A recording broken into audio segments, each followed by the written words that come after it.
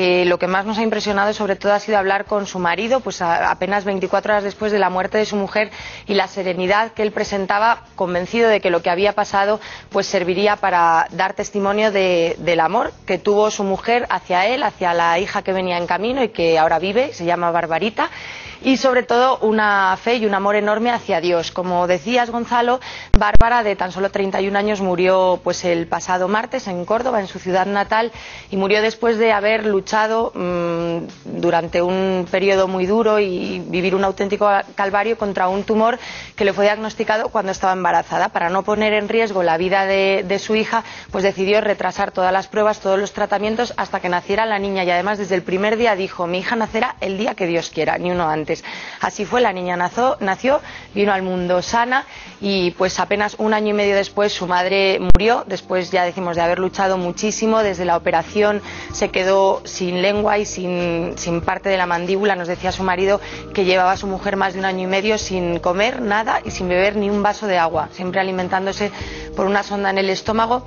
Y en fin, es una historia dura, durísima y muy triste, pero que nos deja también la serenidad y el testimonio de amor, porque este matrimonio, que nos explica la historia de la una sin el otro, llevaban 11 años de novios cuando se casaron en 2009, hace menos de 3 años, y tenían la vida, decían que siempre habían soñado cuando supieron que iban a ser padres, y bueno, esto les cayó como una losa, pero él nos decía que lo han vivido con muchísima serenidad, con muchísima fuerza, y sobre todo con la idea de pensar que su vida estaba en manos de Dios. Así lo decían ellos, que tienen una fe muy fuerte, y lo que dejan pues es un testimonio duro, pero también esperanzador y de alegría. Y impresiona sobre todo muchísimo la frase de Ignacio, del marido de Bárbara, que decía: ahora mismo, aunque parezca imposible de creer, me siento invencible.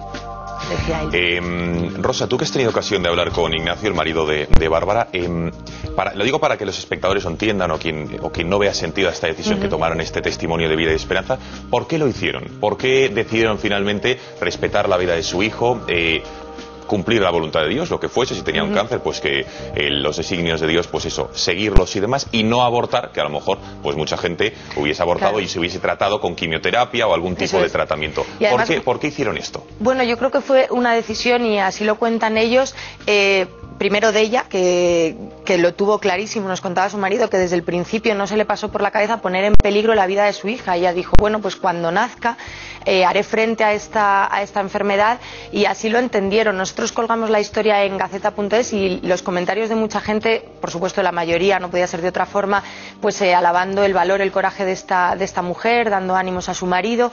Pero también había mucha gente que preguntaba eso: ¿por qué? Pues decía: y qué triste que una niña recién nacida se quede huérfana, podía haberse intentado curar ella y ya tendría más hijos. Pero ellos entendieron que no eran ellos los que tenían que decidir qué vida pesaba más, ¿no? Si la de la madre o la de la hija que venía en camino. Simplemente dijeron: pues si ahora esto pone en peligro la vida de nuestra hija, vamos a esperar cuando se pueda, que no afecte a la niña, luchamos contra esto con todas nuestras fuerzas. Nos decía Ignacio que ellos él me decía: llevo 1 mes y pico sin ver a mi hija, porque se vinieron a Madrid, ellos viven en Córdoba, la niña se quedó con sus abuelos, o sea que no es que se hayan abandonado, es que han luchado muchísimo contra la enfermedad.